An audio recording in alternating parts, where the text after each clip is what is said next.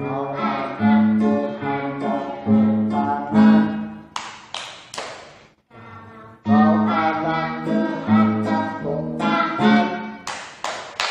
Kalau kau anak Tuhan, mari kita lakukan.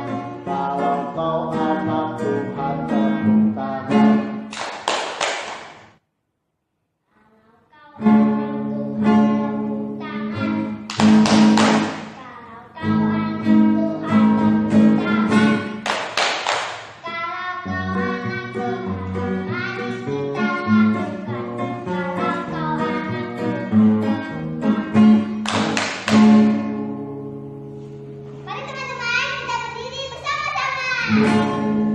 Kalau kau anak Tuhan angkat kaki.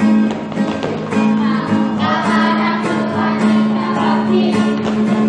Kalau kau anak Tuhan, mari kita lakukan. Kalau kau anak Tuhan angkat kaki. Kalau kau anak Tuhan Angkat tangan.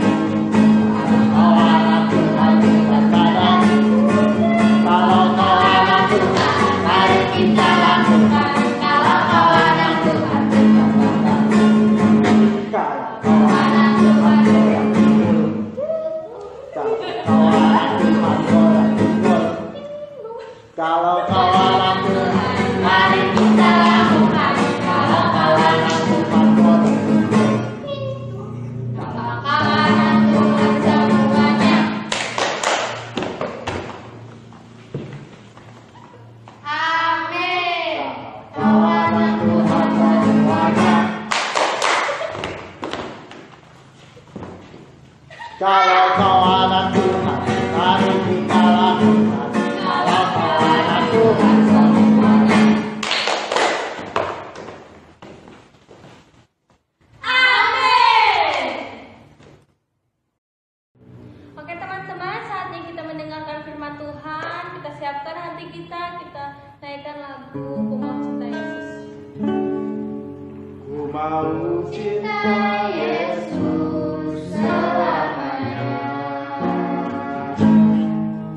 Ku mau cinta Yesus selamanya. Meskipun badai silih berganti dalam hidupku, ku tetap cinta Yesus selamanya. Ya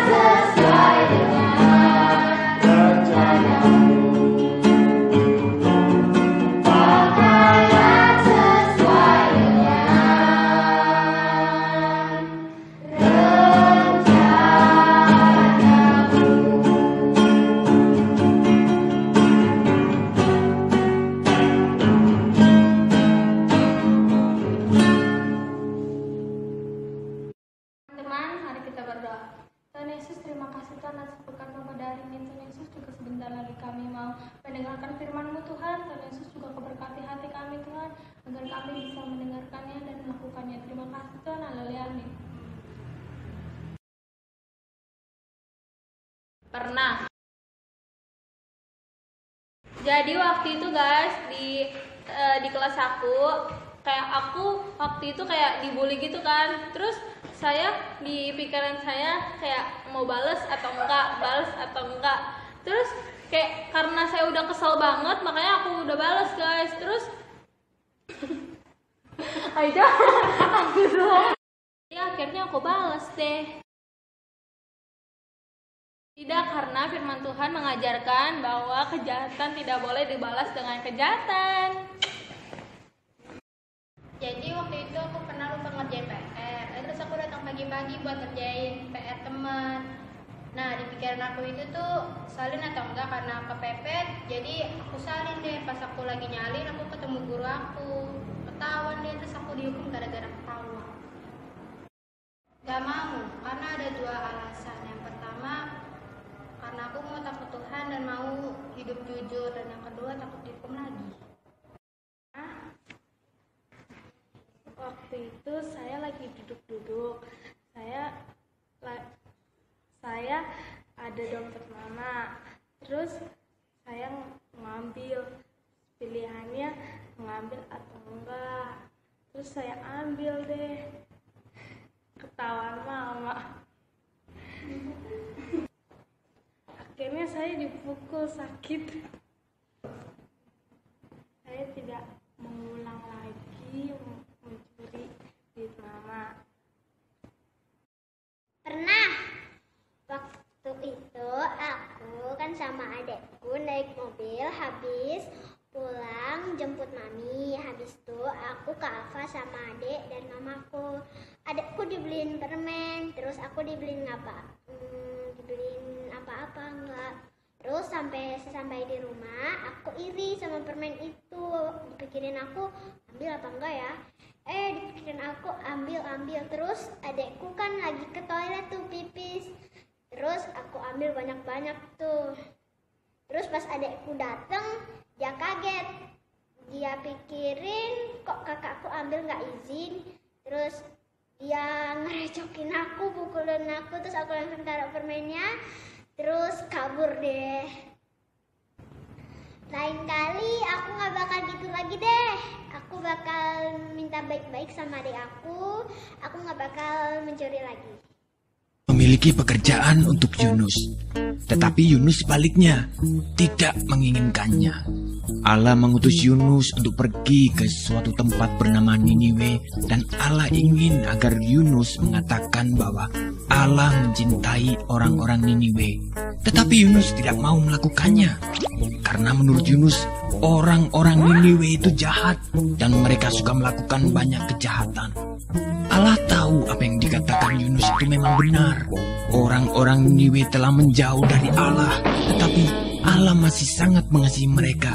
Dia ingin memberi mereka permulaan yang baru jika mereka kembali kepada Allah. Ia akan mengampuni dosa mereka yang begitu banyak. Namun Yunus menolak untuk pergi karena pikirnya mereka adalah orang yang jahat yang tidak pantas untuk diampuni. Dalam hatinya, Yunus ingin melarikan diri dari Allah dan pergi sejauh-jauhnya sampai Allah tidak dapat menemukannya. Dengan demikian, ia tidak perlu melakukan apa yang diperintahkan Allah. Itu yang direncanakannya. Tapi tentu saja itu bukan rencana yang baik, sebab merupakan rencana yang konyol karena dia bisa melarikan diri dari Allah, tetapi Allah akan selalu dapat mencari dan menemukannya. Meskipun demikian, Yunus tetap melaksanakan rencananya yang tidak baik. Ia tidak membeli tiket ke Niniwe, tapi ke tujuan lain. Perahu yang dinaiki Yunus berlayar ke arah yang sangat berlawanan dengan Niniwe. Nah, tak lama kemudian angin bertiup kencang. Perahu pun mulai terombang-ambing dan semua orang mulai menjadi pucat pasi. Mereka takut. Yunus duduk tegak di tempat tidurnya. Lihatlah, masalah pertama dengan rencana Yunus yang tidak baik itu, Allah mengirimkan badai besar untuk mengejarnya. Para pelaut berteriak ketakutan saat perahu hendak tenggelam. Mereka mulai membuang segala sesuatu ke laut, koper, makanan, apapun yang bisa mereka temukan. Yunus mulai tersadar bahwa badai itu datang karena kesalahannya. Ia meminta para pelaut untuk melemparkannya ke dalam laut agar badai berhenti. Mendengar itu, para pelaut merasa tidak yakin. Yunus bersikeras bahwa itu satu-satunya cara agar mereka bisa selamat. Tak lama setelah Yunus menghantam air, gelombang laut pun menjadi tenang, angin mereda dan badai berhenti. Saat itu Yunus menganggap semuanya telah berakhir. Dia tahu bahwa dia pasti akan tenggelam. Tetapi Tuhan mengirim seekor ikan besar untuk menyelamatkannya. Ikan tersebut menelan Yunus hidup-hidup dengan sekali telan. Dalam kegelapan yang seperti kuburan itu, dia mencium bau busuk makanan dan merasa rumput laut yang berlendir. Segeralah ia tahu bahwa ia belum mati. Dia berada di dalam perut ikan yang besar. Selama 3 hari penuh Yunus duduk di sana dalam kegelapan. Ia menghabiskan banyak waktu untuk berpikir. Ia mulai menyadari rencananya yang sangat konyol. Dia menyesal karena telah melarikan diri dari Allah. Ia berdoa kepada Allah dan meminta agar Allah mengampuninya. 3 hari kemudian, ikan memuntahkan Yunus ke pantai berpasir. Saat itu, Yunus mendengar suara orang memanggil namanya dan menyuruhnya untuk pergi ke Niniwe. Itu suara Allah. Kali ini, Yunus tidak menolak untuk pergi ke Niniwe untuk mengabarkan berita yang luar biasa kepada orang-orang di sana. Kepada mereka, Yunus mengatakan bahwa Allah tidak pernah berhenti mencintai mereka. Meskipun mereka melarikan diri dari Allah, tetapi asal mereka mau kembali kepada Allah, maka Allah akan mengampuni dosa mereka. Orang-orang Niniwe mulai mendengarkan Yunus dan mereka mengasihi Allah. Mereka belajar melakukan apa yang Tuhan katakan dan berhenti melarikan diri dari Allah seperti yang pernah dilakukan Yunus. Bertahun-tahun kemudian, Allah juga mengirimkan utusan yang lain dengan pesan yang sama luar biasanya. Seperti Yunus, ia akan menghabiskan 3 hari dalam kegelapan total. Tapi, utusan ini akan disebut firman Allah karena ia sendiri akan menjadi berita Allah, yakni berita Allah yang diterjemahkan ke dalam bahasa kita sendiri. Pribadi yang satu ini adalah semua yang Allah inginkan. Ya, shalom adik-adik semua, puji Tuhan. Adik-adik, hari ini kita belajar sesuatu yang luar biasa. Yang kita bicara tentang apa tadi? Teman-teman kita udah sharing ya, tentang bagaimana mereka mengambil keputusan dalam hidup mereka. Nah, setiap hari adik-adik kita diperhadapkan kepada pilihan-pilihan. Kita harus selalu memilih pilihan yang sesuai dengan kebenaran firman Tuhan. Tapi memang kadang-kadang kita bisa salah memilih. Omika kasih contoh. Waktu waker bunyi, tit, tit, tit, tit. Pilihan di tangan kita mau bangun atau tidur lagi. Ada yang bangun terus beres-beres siap-siap mau sekolah. Tapi kadang-kadang ada yang memilih untuk tidur lagi, masih ngantuk, dingin dan lain sebagainya. Lalu di sekolah juga tadi teman-teman udah sharing kan, kadang-kadang menentukan pilihan yang salah. Dibully teman, dia mau balas apa enggak nih? Balas enggak? Akhirnya balas. Nah, sama halnya dengan kisah Yunus yang tadi kita lihat videonya. Waktu itu Yunus disuruh Tuhan, tapi dia memilih, dia ambil keputusan yang salah, yaitu untuk mengabaikan perintah Tuhan. Nah, tetapi singkat cerita akhirnya Yunus sadar dan dia kembali kepada Tuhan, minta ampun dan melakukan pilihan-pilihan yang benar ketika datang kesempatan kedua. Ya, mungkin sekarang kamu semua memilih pilihan yang salah. Tapi seperti pertanyaan tadi, jika datang kesempatan kedua, kita akan perbaiki, kita akan lakukan, kita akan ambil keputusan, kita akan memilih pilihan yang menyenangkan Tuhan, bukan menyenangkan kita. Adik-adik, mari kita belajar sama-sama untuk hidup di dalam kebenaran firman Tuhan. Kamu mau? Ya, Roh Kudus akan tolong kita untuk kita hidup mengikuti perintah dan kehendak Tuhan dan bukan mengikuti keinginan diri kita sendiri. Amin. Ya. Nah, oke.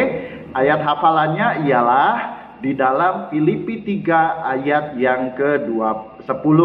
Di sana dikatakan, yang ku kehendaki ialah mengenal Dia. Kalau kita mengenal Tuhan, maka kita akan memiliki keberanian untuk memilih Tuhan yang menjadi nomor 1. Setiap kali harus memilih pilihan yang sulit, kita ingat ini, aku nggak penting, yang penting Tuhan. Aku nanti dulu, yang penting menyenangkan hati Tuhan. Kenapa? Karena kita mengenal Tuhan. Yuk kita belajar sama-sama, kita berdoa supaya Tuhan menolong kita untuk menentukan pilihan-pilihan yang benar dan bukan pilihan-pilihan yang salah. Kita berdoa. Tuhan Yesus, terima kasih kami sudah sharing dan mendengar firman-Mu. Kami sudah tahu dari kisah Yunus yang dimana Yunus belajar untuk menentukan pilihan-pilihan penting dalam hidupnya. Memang Yunus memulainya dengan kesalahan, tetapi ketika Tuhan berikan kesempatan yang kedua kali, Yunus memperbaiki dan memilih Apa yang menyenangkan hati Tuhan? Tolong kami Tuhan, baik di rumah, di sekolah, di teman-teman bermain kami, di tempat les, di mana saja kami mau belajar untuk menentukan pilihan-pilihan yang baik yang menyenangkan hati Tuhan. Itulah sebabnya Tuhan tolong kami supaya kami rajin berdoa, rajin baca firman Tuhan, supaya kami mengenal Tuhan dengan sungguh-sungguh. Berkati teman-teman kami semua yang sudah melayani lewat pelayanan online ini. Kami mengucap syukur di dalam nama Tuhan Yesus. Haleluya. Amin. Tuhan Yesus memberkati semua adik-adik. Jangan lupa siapa yang mengirimkan video ayat hafalan akan mendapat hadiah istimewa. Tuhan berkati. Teman-teman, kita sudah mendengarkan firman Tuhan, sudah memuji, sudah sharing. Waktunya kita memberikan persembahan. Yang mau memberikan persembahan di sini ya. Terima kasih, Tuhan memberkati.